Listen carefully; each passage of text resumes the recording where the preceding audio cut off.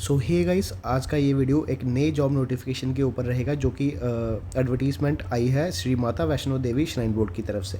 ठीक है, तो आइए आज के इस वीडियो में जानते हैं। सबसे पहले यहाँ पे बात करें डिटेल्ड एडवर्टीज़मेंट के बारे में बात करेंगे। दैन वैकेंसी का एक नोटिस है और एक एप्लीकेशन फॉर्म है, किस तरह आप फॉर्म अप्लाई कर सकते हो। तो चलिए शुरू करते हैं आज का ये वीडियो। तो फर्स्ट ऑफ ऑल हम एडवर्टीज़मेंट के बारे में बात करेंगे, जिसमें हम पोस्ट, पे स्केल और क्वालिफ़िकेशन के बारे में बात करेंगे और नंबर ऑफ़ पोस्ट्स कितनी है और कितनी यहाँ पे आपको फ़ीस देनी पड़ेगी। Then Shri Mata Vaishno Devi shrine board की तरफ से ये एडवर्टीज़मेंट है, यानी कि ये आपकी वैकेंसी जो है कटरा में रहेगी। ठीक है, वहाँ पे आपकी रहेगी। देन ए स्टैचुरी ऑटोनोमस बॉडी है, आपको पता ही है, इनकी अलग से रिक्रूटमेंट आती है। Invites application from eligible and interested candidate for the following post. तो फर्स्ट ऑफ ऑल जो पहली पोस्ट है वो है असिस्टेंट कोच की और दूसरी है प्रोग्रामर की। ये इन दोनों के लिए पे स्केल जो रहेगा वो सेम रहेगा, लेवल 8 का पे स्केल। अब असिस्टेंट कोच के लिए यहाँ पे बात करें तो यहाँ पे क्या क्वालिफिकेशन है, यहाँ तो आपके पास डिप्लोमा होना चाहिए in coaching from NIS Patiala या फिर कोई अदर इक्विवेलेंट आपकी क्वालिफिकेशन होनी चाहिए, यानी कि इसके बराबर की कोई क्वालिफिकेशन होनी चाहिए फ्रॉम ए रिकॉग्नाइज्ड यूनिवर्सिटी। ठीक है, ये चीज़ आपके पास नहीं है या तो फिर उसके बाद आप या ये क्वालिफिकेशन अगर आपके पास नहीं है तो फिर आपने पार्टिसिपेट करा होना चाहिए ओलंपिक में या एशियन गेम में या वर्ल्ड चैम्पियनशिप में या फिर कोई इक्विवेलेंट जो इंटरनेशनल इवेंट होता है। अगर ये भी क्वालिफिकेशन नहीं है तो फिर उसके बाद मेडल विनर आप होने चाहिए कॉमनवेल्थ गेम्स में, नेशनल गेम्स में या फिर नेशनल चैम्पियनशिप में। फिर उसके बाद अगर ये भी चीज़ नहीं है तो लास्ट में आप जो है तो या फिर आप द्रोणाचार्य जो अवार्ड होता है वो आपको मिला होना चाहिए। ठीक है, तो इसकी एक वैकेंसी है। तो चलिए आगे बढ़ते हैं। ठीक है, एक सेकेंड दोस्तों, थोड़ा सा एडजस्ट कीजिएगा क्योंकि थोड़ा सा गला ख़राब है, तो इसलिए जो है मैं कोशिश कर रहा हूँ आपको पूरा यहाँ पे बताने की। तो दूसरी पोस्ट जो है प्रोग्रामर की है, जिसमें एक तरीके से कहा जाए तो इसकी पे स्केल भी यहाँ पे इतना रहेगा। इसके लिए क्वालिफ़िकेशन क्या चाहिए होगी, मास्टर डिग्री होनी चाहिए किसमें, या कंप्यूटर साइंस में होनी चाहिए या कंप्यूटर एप्लीकेशन में या IT में होनी चाहिए या फिर आपने BTech करी होनी चाहिए। ठीक है, या फिर BE होनी चाहिए आपकी किसमें, कंप्यूटर साइंस में, या फिर BEIT होनी चाहिए फ्रॉम ए रिकॉग्नाइज्ड यूनिवर्सिटी। ठीक है, ये डिग्री तो आपके पास होनी चाहिए। फिर उसके बाद साथ ही साथ ये भी मांगा गया है, नॉलेज होनी चाहिए आपको किसकी, प्रोग्रामिंग लैंग्वेजेस की, जैसे C++, Java, .NET and MS office etcetera. ठीक है, इसकी 2 वैकेंसीज है।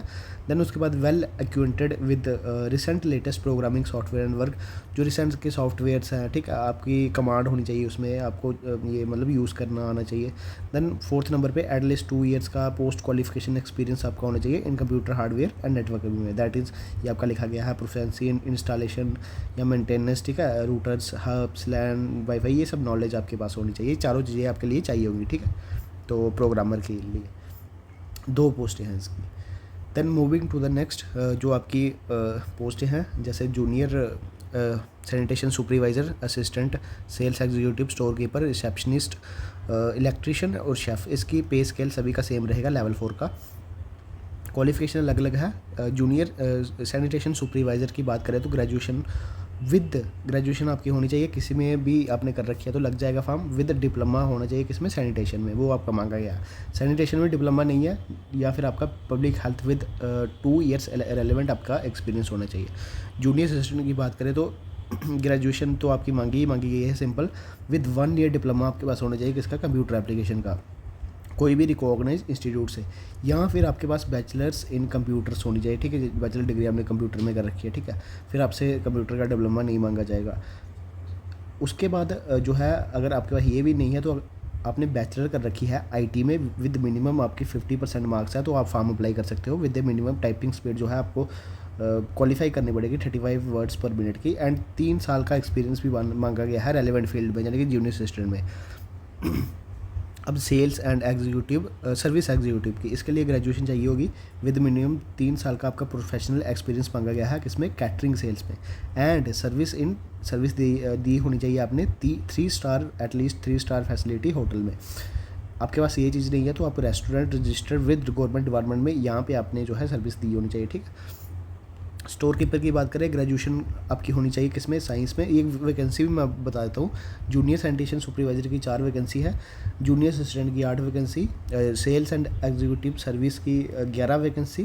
फिर स्टोर कीपर की, जैसे मैं बता रहा हूँ, स्टोर कीपर की ग्रेजुएशन चाहिए होगी या साइंस में या आर्ट्स में, कॉमर्स में, तो चल जाएगा। किसी में भी कर रखी है विद एटलीस्ट 2 साल का एक्सपीरियंस मांगा गया है इसमें, स्टोर्स डिपार्टमेंट ऑफ गवर्नमेंट में या फिर पब्लिक सेक्टर अंडरटेकिंग में। तो इसकी 8 वैकेंसीज है।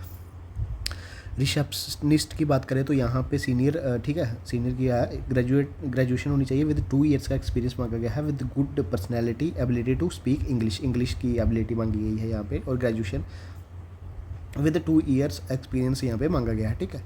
देन सीनियर इलेक्ट्रीशियन की पोस्ट है, इसके लिए मैट्रिक यानी 10th पास विद डिप्लोमा होना चाहिए, ITI इन रेलिवेंट ट्रेड, जो कि इलेक्ट्रीशियन में ही जो आपका होता है, विद 5 ईयर्स का एक्सपीरियंस भी मांगा गया है। 8 वैकेंसी है इसकी भी। शेफ़ की बात करें तो बैचलर होनी चाहिए आपकी किसकी, होटल मैनेजमेंट में, with minimum of 3 years of professional experience भी मांगा गया है cooking in 3 star facility hotel में या फिर restaurant register with government department. इसकी 5 वैकेंसीज है।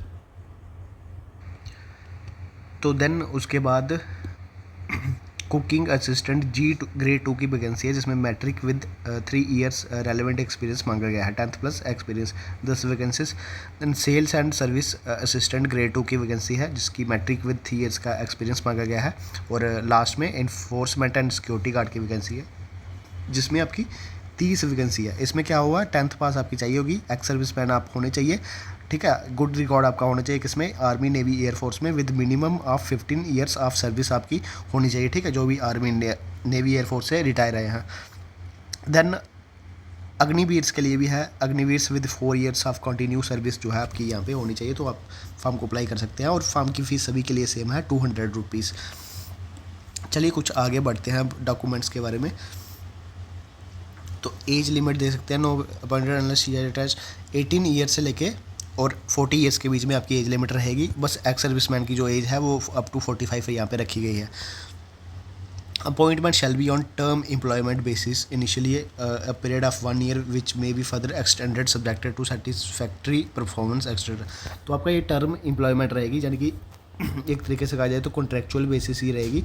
ये आपकी एक्सटेंड भी हो जाएगी अगर आपकी परफॉर्मेंस वगैरह अच्छी रहती है, ठीक है। तो ये आगे आगे आपकी एक्सटेंड करते जाएंगे, तो आपके बेसिस पे देखा जाएगा कि आप अच्छे से काम कर रहे हो या नहीं, ठीक है। Shall be governed by service condition prescribed by the shrine board, the interest candidate to apply, ठीक है। ये सब लिखा गया है कि आपको अप्लाई करना होगा to the chief executive officer SMVDSB central office Katra में, ठीक है। तो ये पिन कोड भी है, बाय बिफोर 7 जुलाई 2026 से पहले आप अप्लाई कर लेना, along with self attested copies of the following documents. तो डॉक्यूमेंट क्या रहेंगे, एप्लीकेशन विद कंप्लीट बायोडाटा आपका लगेगा। एप्लीकेशन फॉर्म में मैं आपको बता देता हूँ कहाँ से डाउनलोड करना है। क्वालिफिकेशन सर्टिफिकेट आपके लगेंगे, ठीक है, अकॉर्डिंग टू जो आप पोस्ट के लिए अप्लाई करना चाहोगे। मल्टीपल पोस्ट के लिए भी अप्लाई कर सकते हो, उसका भी कोई इशू नहीं है। एक्सपीरियंस सर्टिफिकेट, फिर डेट ऑफ बर्थ सर्टिफिकेट, ठीक है, ड्यूली सेल्फ अटेस्टेड जिस पे आपके सिग्नेचर होनी चाहिए। 2 self attested passport size photograph लगेंगे। ड्राफ्ट लगेगा, ड्राफ्ट ये क्या, ये 200 रुपये आपकी फ़ीस है, उसका ड्राफ्ट निकलेगा, वो बैंक से बन जाता है। डिस्चार्ज बुक लिखेगी, ठीक है, डिस्चार्ज बुक किसकी, एक्स सर्विसमैन की, तो ये आपका रहेगा।